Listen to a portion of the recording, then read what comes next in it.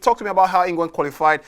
So traditionally, we get the notion that England always find a way to qualify. It's never really the most arduous task. They play Poland, which is one of the more tougher oppositions there. But look, it was always a given that given the last 4 years and what they've been able to do with Gareth Southgate, qualification was the very least. Matter of fact, it was a requirement. So they qualified now.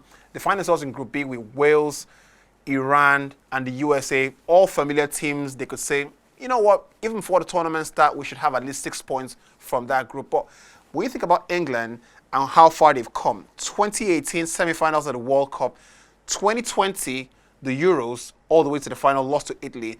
They're clearly one of the favourites to win the World Cup. Yeah, absolutely, one of the favourites. And in fairness to them, you know, people think that when you get into a group because of the easy opponent, it's easy for you to just qualify. But you need to show up and perform. And that's what England have done with qualifiers over the years. They find a way to qualify, from this, relatively easier groups.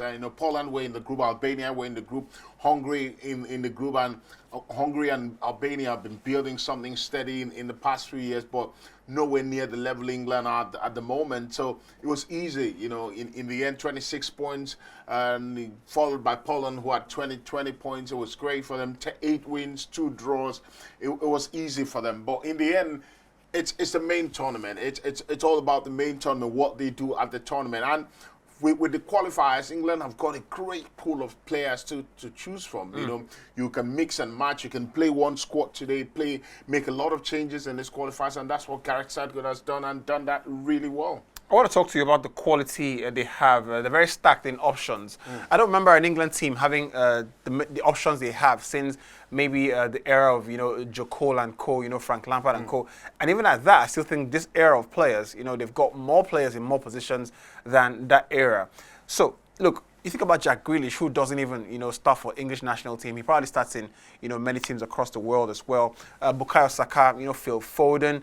I mean, not for the incidents with Mason Greenwood, would have been a starter as well. Yeah. I mean, there's so many players, that are in that English team that could say, I deserve to start. So what kind of a headache is that for Gareth Southgate, who mentally, you get the sense they've overcome the traumas of the 2006, the 2004s, the penalties. They've leveled that out, so they're now more progressive than ever. How do you manage those couple of players now? I'll tell you, managers love it. Managers love it when they have very healthy headaches. Those are sort of headache where you sleep the night before. People tell you that. Sorry to cut you in there, but people tell you that that's a good headache for club football. For international football, people tell you it's a different ball game entirely. You want to know a settled squad going into a game?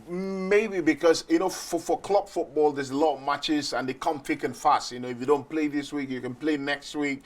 But for international, it's really difficult because it's a tournament and it's a bubble, so you've got to find a way to make these players happy for that little time. But I still think it's a really good headache because, defensively you've got, some of the best fullbacks in the world, Kyle Walker, Kieran Trippier, Reece James, Trent Alexander-Arnold, really exciting players coming through. Ben Chilwell at left back. You've got young Tyreek Mitchell at Crystal Palace. You've got Luke Shaw. Lots of players to choose from. Central defense, the same thing. The one part of the pitch they do not have, an array of real, genuine qualities, the centre forward position, because you've got Harry Kane there, who top of his class, but anyone around him who is as good as him, you can't really find. Yeah, of course, you'd have options in Tammy Abraham. Yeah, of course. Tell me how they manage this situation now. Guys like Calvin Phillips, who have been mainstays for the last 2 or 3 years.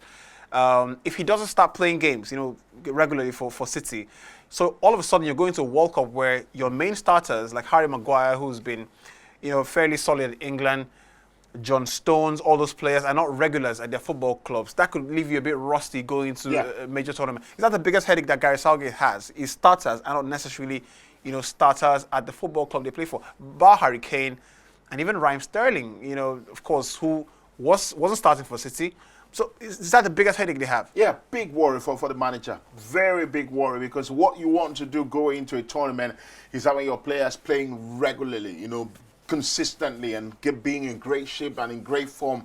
And it's really sad because when you look at Calvin Phillips, is a key component to what Gareth Southgate wants to do. You know, in terms of, you know, breaking play up and moving the ball forward. And Calvin Phillips, good passer of the ball, but he's not playing at the moment, and that's a serious worry for him.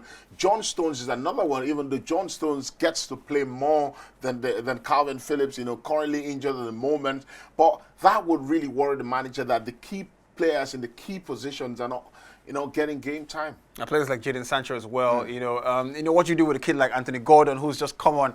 It'll be a nice, it'll be a very nice way to see how. Maybe that's why he didn't go to Chelsea. I mean, Anthony Gordon, you would have thought that maybe someone would have been in his ear. Lampard, you know, an experienced campaigner like that would have told him, you do your World Cup chances a world of bad, or, you know, you lower the chances of being at the World Cup if you make that move. Yeah. And it's a move that he probably will want to do after the World Cup. But at this point, he wants to keep playing because Sakai is playing week in, week out. You know, Mason Mount possibly playing week in, week out.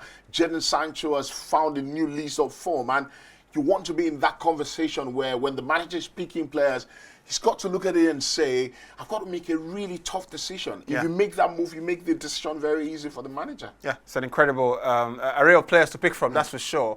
The job now rests on Gareth Southgate to harness the team the best way possible and find a way to maybe get out. Of course, the group stage would be a minimum requirement for a team that finished in the last two tournaments as semi-finalists at the very, very least. It's been a very nice run for England in the last couple of years under Gareth Southgate. You get a sense that if he doesn't, you know, make it to the quarterfinals at the very least, that could signal the end for him. You know, is that something you agree with, that this is the one tournament where they've got to now crown everything they've been building? Or are you one of the people that think, you know, like a guy, what's his name now?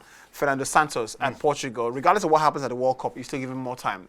Yeah, but for Gareth Southgate, when you come that close, and it's been a catalogue of being very close, you know, 2018 World Cup semi-final, 2019 UEFA Nations League, finished third, and then finished second in the 2020 European Championship. You would think that the psyche, the mentality in that dressing room, and of course the setup would be, let's go to the World Cup and try and win it. Let's see if we can win it. Obviously, we can back ourselves and we've got genuine quality to go on and do it. Is there a mental block that we've gotten so close that we haven't quite gone ahead and done it? Obviously, the players will want to do it. But anything short of a semi-final appearance, obviously that would be, even for Gareth Southgate, I'm sure he would be telling himself, time for someone else to come in and give a different sense of direction. Of course, one stat that Gareth Southgate would be very well will be aware of is that he's won 5 knockout games in 2 major tournaments, and that is more than, as actually one less than all English managers combined since the year 1996. So a bit of a nice omen there going to what is going to be a major World Cup for England. Thanks for joining us as always. It's always a real pleasure. Be a part of the show on social media. Follow Afro Sports TV on Twitter, and of course subscribe to the YouTube channel at Afro Sports TV. My name is Yubby, and so doing of it. We'll see you soon.